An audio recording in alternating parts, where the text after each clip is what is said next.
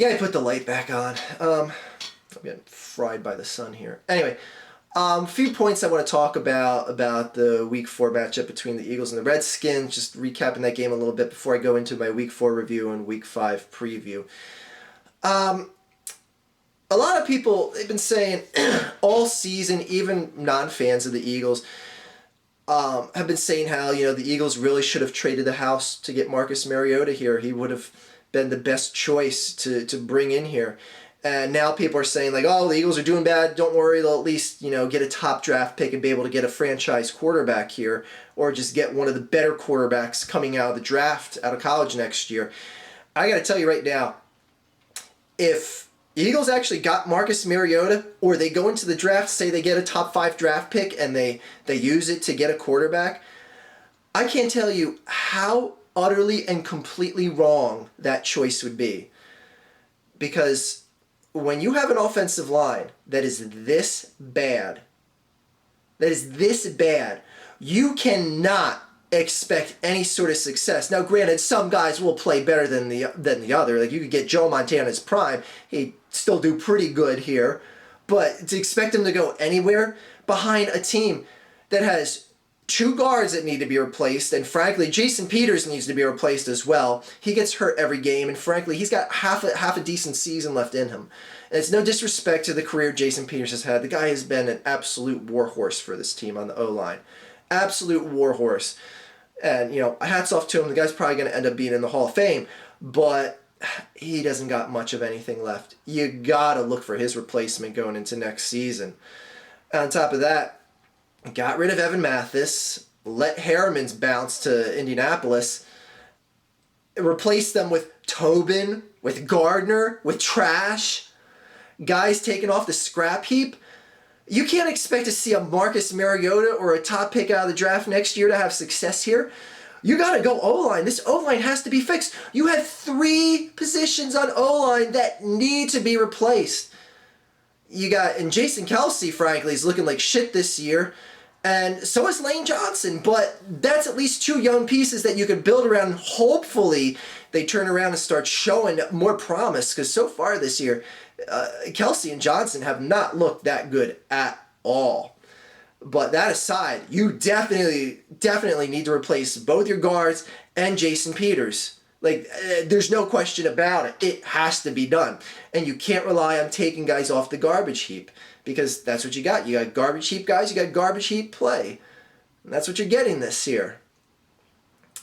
So frankly, I'd rather see the Eagles take like an RG3 or a Colin Kaepernick and throw them on the field, or throw Mark Sanchez on the field next year. Use draft picks to shore up that offensive line. Use free agency money to shore up that offensive line with proven talent. Not guys like Gardner and Tobin who are trash. You got to get that O-line fixed.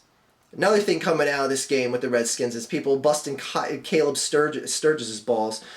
And another thing, going back to garbage heap players. This was a guy that was cut by the Dolphins, who was sitting there on the top of the garbage heap. Eagles pluck him out. They're like, here you go, kick the ball or something. Misses a 30-yard field goal, misses a 30-yard extra point. What do you expect? Like, people are just utterly pissed over this guy. It's a guy you took off the garbage pile. Like, when you go car shopping, do you go to the junkyard to find a new car? Well, if you do, you drive away with a piece of fucking shit. And that's what you got with Caleb Sturgis. You got a piece of fucking shit. He's going to shank extra points. He's going to shank 30 to 40-yard field goals. That's just what you're going to get. If he was any good, he would be kicking on someone's team right now. He'd at least be kicking for the Raiders right now. Or the Browns or whoever else. Anyway.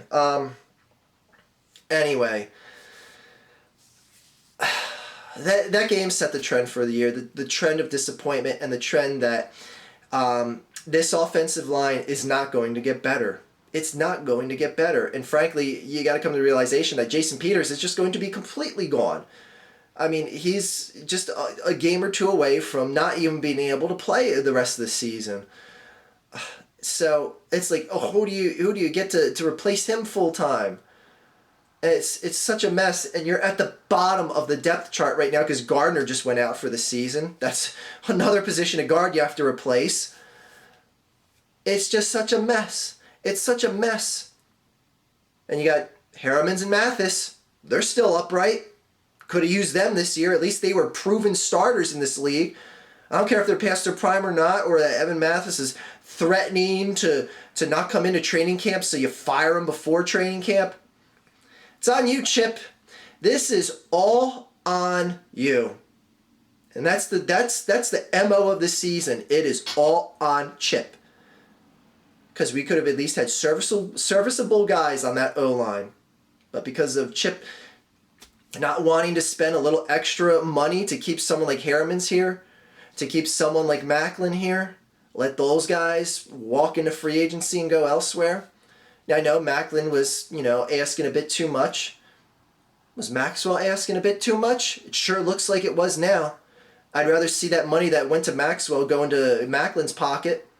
I'd rather overpay for Macklin and the numbers, the very solid numbers he's putting up in Kansas City this year. He just had, he had another 140, 50-yard plus game for KC. 2 weeks in a row, he's got over 130 yards. I'd like to see that here in Philadelphia. I'd rather overpay for him than Maxwell and what Maxwell's been showing us. Anyway, that's it for the Eagles-Redskins game. Again, props to the Redskins. HTTR, you did it. You beat an NFC East team. And it's the other thing about the Eagles, man, is you can tell me how they're one game out of first place and all that in NFC East, but they've got 2 NFC East losses under their belt already. That puts them pretty much 2 games behind everyone else in the division.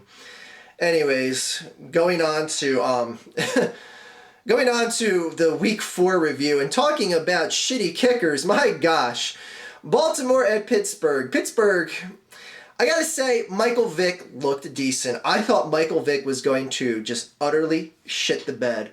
Looked decent, looked pretty solid, but not anything worth too commendable. It was just commendable from the fact that he did way better than I thought he was going to do. Pittsburgh's not fucking around. They cut Scobie right after this game. Lost 23-20 in overtime. Hard fought, typical Baltimore-Pittsburgh type game. Very good Thursday night football game. Nice to see real good games be on Thursday night now. Anyways, moving on to Sunday games. And congratulations to Baltimore for joining the group in the win column. Welcome aboard. You're still shit, though. Anyways, and yes, I know I have no room to talk. I'm just trying to make it interesting, talking trash about other teams. Philadelphia lost to Washington 22-23. New York Jets playing over in London against those Miami Dolphins. 27-14, the Dolphins looked abysmal. I think Tannehill completed 42% of his passes in this game.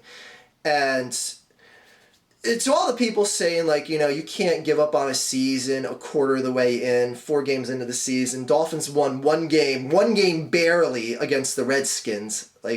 Barely. And Philbin, bye-bye. Bye-bye. I tweeted out right after I saw that Coach Philbin got fired. I was like, talk about not fucking around. That goes to show you how serious teams take just 4 games into the season. Now, is the Miami Dolphins season over by any stretch of the imagination? No. I mean, realistically, anyone that knows the game of football knows they're not going to catch the Patriots. But it's a team that's, 1-3. Teams make the playoffs all the time at 1-3. But realistic eyes looking at the situation realized that Philbin and his game plan was doing fuck all for this team. And if anything, I commend organizations like this that don't fuck around when there's actually very good expectations for this Dolphins team. I had them as a bubble team to get into the playoffs, not look like complete fucking trash. They look awful. Awful at every end of the ball. I heard the other day, and I don't know if this is true, someone confirmed it, they don't have a single sack. Is that right? That's ridiculous. There's primetime players on that defense, and they don't have a sack? I may have heard that in the middle of the game, and they may have got a sack in the middle of the game. But anyways, oh boy. Okay. It's time to start considering whether or not we take the Atlanta Falcons seriously. Now, I know that a lot of people Yeah, they're saying like, oh, well, they beat up two NFC East teams so far. They're playing the Giants this week. That's another NFC East team. By the way, like, why are they playing their out of division games in the conference like all by week 5? Like they played the Eagles, Cowboys, Redskins, and Giants all by week 5. Like that's I don't know. That's I just realized how weird that is for their schedule. Anyways, Houston lost 21-48 to the Falcons, and Julio Jones wasn't even a factor in this game. Like I was watching the highlights, I'm not seeing any Julio Jones highlights in this game. And I looked at the stat line, he had like 30 something yards. Now, granted, I know you win a game like this with Julio Jones. I knew this by watching Deshaun Jackson play. Because people are like, oh, Deshaun Jackson had a terrible game. He only caught the ball 2 times for 42 yards. But the whole game, Deshaun's drawing double coverage, opening up the receivers, opening up the flow of run up the gut, running a slant, drawing coverage over, pulling a linebacker over. It's stuff like that that wins games beyond just the stat line. But when you see 48 points put up and not much to do with Julio Jones, yikes. Not specifically Julio Jones catching the ball, I should say. That's a team, and this goes to show you what a difference a change in coach can make. Because this Atlanta Falcons team, spare a few changes here and there, but it's not like they added 10 all-pro players and cut 10 trash players. This is basically just bringing in Captain Quinn, rejuvenating the team, and they're playing well. They're playing really well at every end of the ball. That's what a good coach does. This is the same trash team that took to the field last year, and now they're playing like world beaters, frankly. You put up 48 points against an out-of-conference opponent? I'm sorry, but that's noteworthy on top of that being your 4th win in a row. Another team that looks impressive, going into Buffalo, Giants winning 24-10. Yikes. Boy, that shut up the Dallas trash talkers that have been running their mouth on the Giants fans since week 1. And man, just think if the Giants and Eli Manning doesn't throw that fucking ball out of the end zone at the end of that week 1 Sunday night game against the Cowboys, the Giants would be sitting so untouchably pretty on the top of the NFC East right now.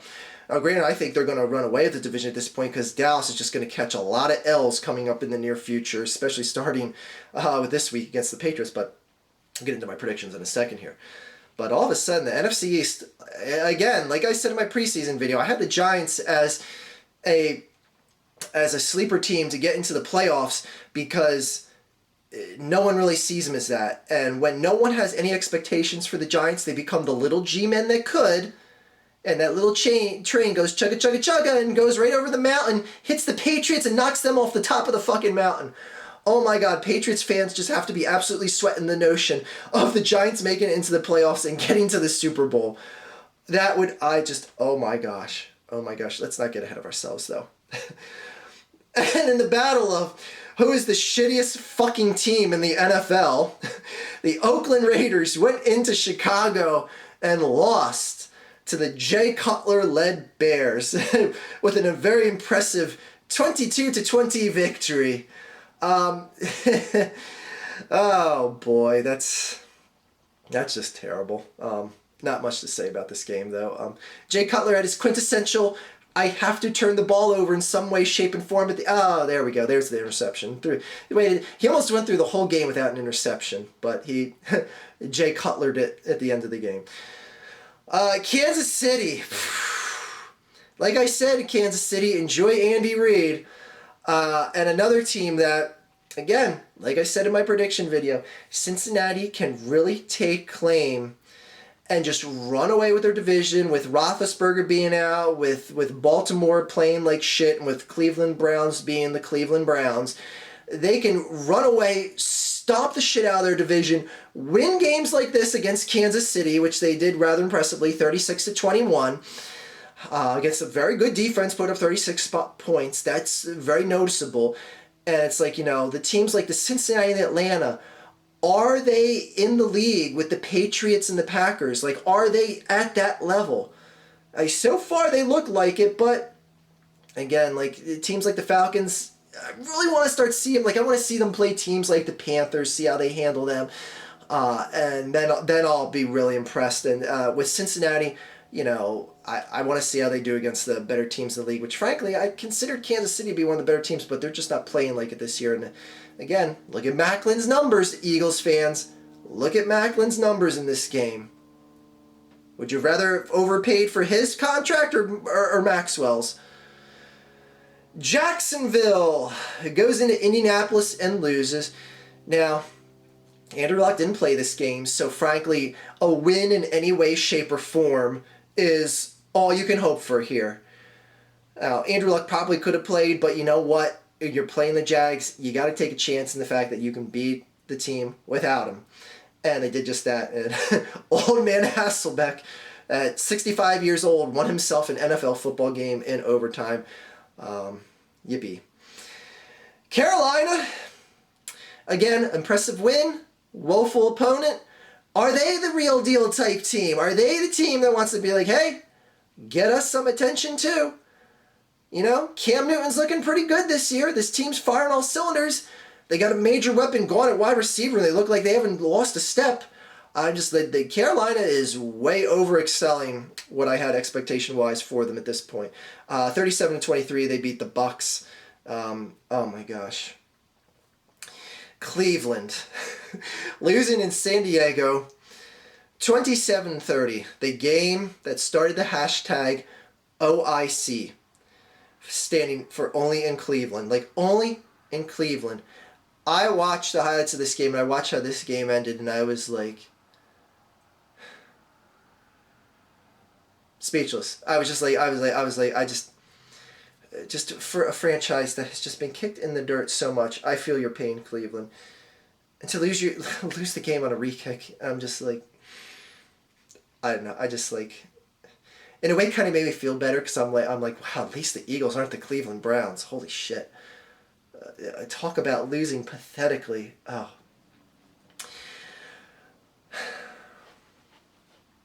St. Louis at Arizona. What did I say last week? St. Louis at Arizona. I'm gonna try something different here because I don't give much confidence into the Cardinals because it's like I want to see them do something that impresses the shit out of me. So I'm gonna predict Arizona to win by at least 28 points in this game. At least 28 points. Okay, they're playing at home. They're playing against a team that has played like absolute shit the past 2 weeks in the Rams. Arizona's gonna win by 28 points. Now I'm only doing this to prove a point that the Rams are going to end up winning by at least 14 points. But I'm picking Arizona to win by 28. See, because the ounce I have an overwhelming ounce of confidence in this team, they're going to shit the bed. Just by arch-fiend logic.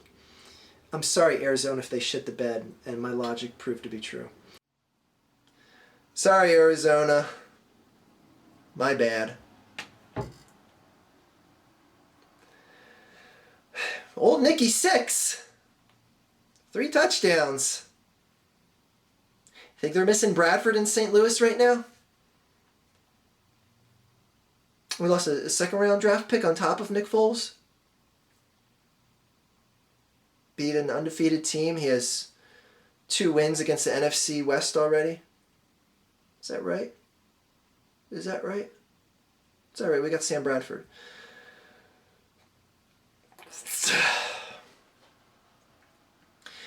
Denver winning 23-20. Peyton Manning looking solid. I'm sorry, I'm going to be frustrated now. I knew once I got to this part where I had to review the Cardinals-Rams game, I was just going to be utterly and completely frustrated. Green Bay over San Francisco 17-3. Now, a lot of people, specifically Green Bay fans, were like, I don't feel confident about this game because San Francisco has always had our number, which they have in recent years, specifically in the Aaron Rodgers era. San Francisco has always found a way to play tough and be a thorn on their side and win. I think like Rodgers has beat the 49ers, it was 1 or 2 times out of 8 meetings. And I said how there's nothing to worry about because this San Francisco team is barely an NFL team. And you saw just that. Now, granted, the Green Bay offense got relatively shut down, but the defense stepped up big time. Kept San Francisco 3 points. Nothing to worry about this year out of San Francisco, Green Bay. It's just everyone take a deep breath. Game's over. Final Sunday game, Dallas at New Orleans. I'd like to thank the Philadelphia Eagles for ruining this spectacular loss by the Dallas Cowboys. Thank you so much for taking any enjoyment of seeing the Dallas Cowboys get kicked in the nuts, seeing Church miss that completely open tackle on C.J. Spiller, and watching him go right in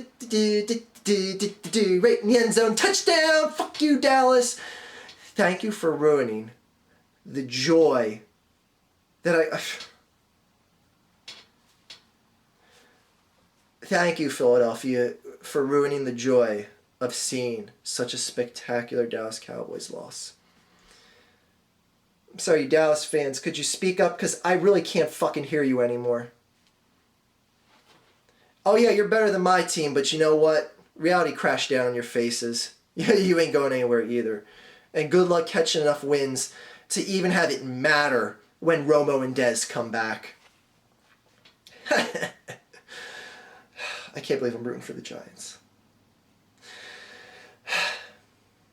And ending off a week of just Detroit and Cleveland. Detroit and Cleveland are in a battle like every week for like who can lose in a more depressing fashion. Seattle wins on the road, and now all of a sudden, much like with the Colts, I told you there's no sweat starting out 0-2. Seattle started at 0-2. Both teams are back up to 500 at 2-2 right now. I think I said Seattle won on the road. Seattle won at home in Seattle. 13-10. Now, granted, it wasn't the most impressive performance from Seattle, but a win is a win. And let's just move on. Let's just move on to Week 6. I won't even, remind the Lions what happened in this game. Lions fans. Starting off the week, Indianapolis at a very, very beleaguered Houston team. 3-2. From 0-2, just like last season with the Colts. Started out 0-2, lost that second game against the Eagles on Monday Night Football, and I was like, you know what? Don't even sweat it, Colts fans. You're gonna bust off a bunch of wins. Playing a weak division, you got to play teams like the Jags, the Titans, and the Texans. All teams, I think, are teams that they can sweep. They swept the division last year. They're going to probably do the same this year. I don't know if Andrew Luck is going to be back in this game, but even so, Houston is not playing good ball this year. Just not. Look for Houston to lose. Indianapolis to win. Indianapolis to go to 3-2. New Orleans at Philadelphia. Philadelphia is favored by 5.5 points in this game. Now, granted, I'll get into my prediction video. A little later. I'm like, do the odds makers watch?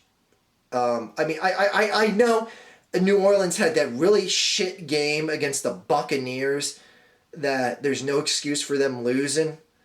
But the Eagles are a 5.5 point favorite. Based on what? We'll get into more of that in my prediction video later this week. Washington at Atlanta. Again, this is one of the reasons why I said that Atlanta's not getting much respect in this league because they're facing their fourth NFC East opponent in 5 weeks. So it's like, people want to see them do a little bit more than beat up the NFC least. Obviously, I got Atlanta winning this game, especially at home, especially against a Redskins team that is piss poor, even though they beat my Eagles. All right, the battle of who is the worst team in the AFC North, Cleveland or Baltimore? Got to give the way Cleveland lost. Yeah, that's like a season-ending type loss. Baltimore winning at home. Seattle at Cincinnati. here we fucking go. People will really start taking Cincinnati seriously if they win this game, because you're playing a very good team that's coming off 2 Super Bowl appearances, that's got 2 wins in a row coming into this game. Granted, it would be a lot different if Cincinnati was going into Seattle and came away with a win, but still, this is going to be a very respectable win, nonetheless, for Cincinnati. Too bad I see the Seahawks winning this game. Sorry, Cincy. But I do not feel confident in that pick at all.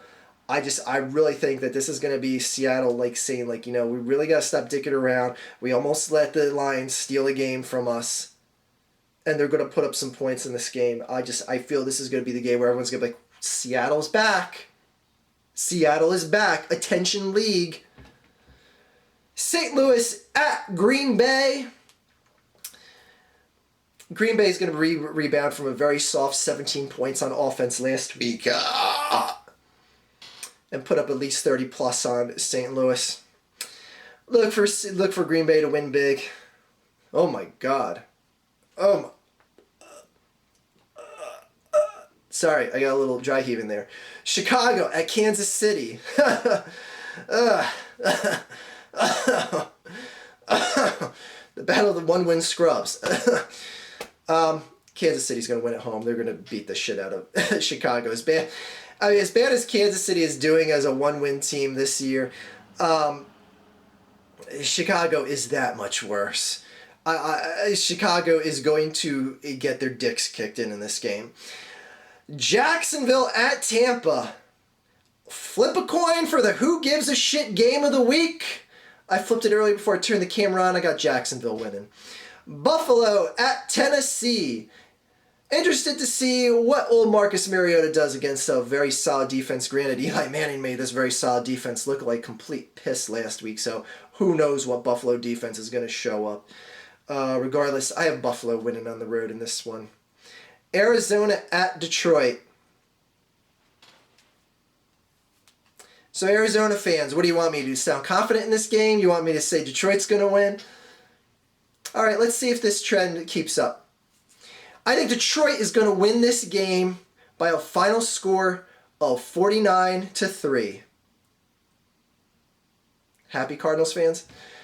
Moving on. Denver at Oakland.